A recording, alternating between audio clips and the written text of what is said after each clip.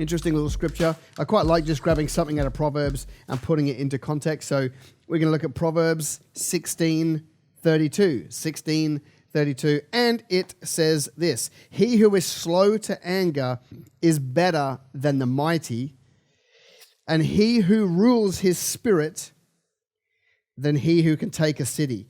He who is slow to anger is better than the mighty, and he who rules his spirit is better than he who takes a city. Have you ever found that it is a hard task to rule your spirit? It is a hard task to take what's happening into captivity and rule it in such a way that you get what you want from you. Have you ever realized that the way the world bombards you with good, bad, and the ugly, that it's very easy to be up and down and all over the place and be foggy? Why? Because you're not ruling your spirit, okay? We are talking here about being able to manage your state. I don't mean the state you live in, right? I mean your mental state, the state you live in does matter, right? Because if you're in New South Wales, for example, you'd be fully embarrassed about the state of origin. However, I guess I mean the mental state that you're playing in. And so, I'm just talking a little bit here out of experience, having, starting business at 19 and now 40, so, 20, 21 years. Over that period of time, you can't stay in business that long if you don't learn how to rule your state, rule your spirit, rule your mind, because otherwise, the whole journey will make you implode, and you won't. So I just wanted to go through a couple of tips and things that I do to help rule my spirit and have a little bit of fun with that. All right, there's two ways I want to look at this. And I know you might be having a bit of an issue with my definition of spirit. To me, when it comes to the marketplace, the mind is connected to the spirit, the mouth is connected to the spirit. Like what happens internally happens externally. It might start inside, but to be able to rule our spirit, I think we have to learn how to rule our responses to things. I mean, it talks about anger, so it talks about the mind and default thinking and the way we handle ourselves. So I'm going to look at it through those lenses. If I'm going to rule my spirit, there's one thing that I need to learn to rule, and that is the ups and downs of life, okay? The ups and downs of life. And I've spoken about these before on here, but one of the things that I do is I used to be one of those people that was blown by emotions. When things are going well, I'm happy. When they're tanking, I'm sad. The problem with that kind of thinking is that, that happens all the time. Like there's good, like you have your best day and your worst day in the same day. So if you're driven by the highs and lows, you will just have ulcers because it's a really stressful way to go. And so, I've said to you guys, you have to learn to even those out. Like if Craig was to turn up at my office this afternoon and say I'm leaving Business Greenhouse, I wouldn't be that upset. Okay, I'm just kidding. But I would be. I'd be like, okay, that's annoying, but I wouldn't be devastated. I would hope that he's moving on to something that he really enjoys, and that that we've helped him along the way. That would be my ultimate goal. But also, if he came in and said, I'm doing some leadership training with a Fortune, ASX 200 business, and it's our large contract, I'd also be, yay, that's wonderful, high five. But I wouldn't be like bouncing off the walls either, because I've learned how to even out those highs and those lows, so that otherwise they just take too much of a toll on you, okay?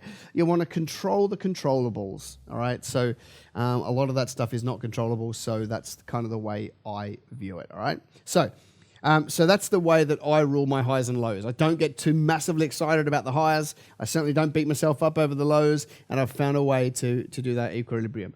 Here's another way you need to rule your spirit, though, right? It's the long journey. This is the one that trips most people up. It's the fact that they don't have in their mind, they don't know how to rule their spirit to be able to last the distance in business and go through the 7, 10, 12, 15 years it takes to build something great. You may be a flash in the pan from a business perspective. You might be able to get some runs early. You might be an influencer that was able to charge $2,000 for a post, but that's not a business that's going to be around in 7 more minutes. So to actually build a business that has a brand attached to it that matters in the marketplace, that can go through a financial crisis, because most of the industries available today, and most of these quick pop-up businesses, they're going to be gone the next time there's a dip in the economy. To build something great that is top of mind and sustainable and puts a team around you takes a long time. And this is where most people get unstuck, because they don't have the fortitude to be able to last the distance. And so how do you rule your spirit to be able to stick at it for long enough? Well, for me, this is basically how I see it. You could live in one of three places right now in your mind, okay?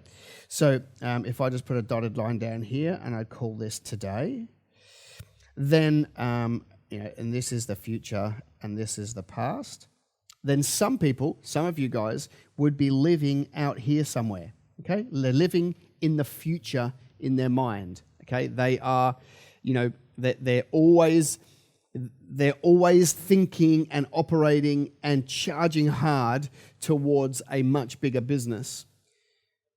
That's very noble from a vision perspective, but you will be consistently, permanently, in perpetuity frustrated because you're never where you want to be. Okay, so you will actually be like, you'll start work on Monday morning, and by Friday, because you're not there, you're frustrated, and you'll live in this cycle where you're beating yourself up. You're permanently, despondent and probably angry and horrible to be around because you're not where you are. You are so far in the future that you're frustrated that you're not catching up quick enough. Or you could be living in the past, and if you live in the past, you'll live in regret. Okay, you'll be all the what ifs and this shouldn't have happened and playing a victim and woe is me. Okay, so the place to live obviously is in the moment, and the irony is that if you can learn to live in the moment and be present, you'll do a better job at building a business anyway, because you'll be more present with your team, more present with your sales staff, more present with the kids at home, more present. You'll just be better. It doesn't mean you can't look down the road and plan, but you don't live there and you're not frustrated. Okay, that to me is how I rule my spirit, because I have tricked myself into having a long-term goal, because when I first started, I was the same as everybody else, which is just, whatever, frustrated or just would be put off by the length of the journey. The only way I know how to trick myself into being okay with, me being in this business or in any business or in business generally for the next 40 years. Think about that, 40 more years. So I think I'll be in business 40 more years before I hit second gear and start doing big deals. The way I trick myself into doing that is I live in the present. And then the other thing I understand is the fact that success is an exponential curve. You're going for a long time, and then you get a little upkick, and then you go for a bit longer, and you get a bit more of an upkick, and then you go a bit longer, and you get a bit more of an upkick, and then before you know it, it takes off in spite of you. Well, most people will quit here, and here, and they'll never get that little upkick, to be able to see the process. But you have to have gone through those years before you get those years. And so the way I trick myself is I'm not interested in being the biggest I can possibly be. I'm interested in building bigger than last year. I want to see momentum. I want to see progress. I want to see expansion. And as long as that keeps happening and it compounds, it's inevitable that one day things will explode. I want this year, I have a plan for where I want it, but I want it to keep moving. And that's where I know we're going to be. Like sitting here today, I know that I want Business Greenhouse to be on all the major continents of the world. I want offices everywhere. I want to be dealing with, thousands of clients, hundreds of team, I want to have global impact, running seminars. I want to be advising governments. I want to be all those things. Well, I could be frustrated that I'm nowhere near that. Or I could rely on the process.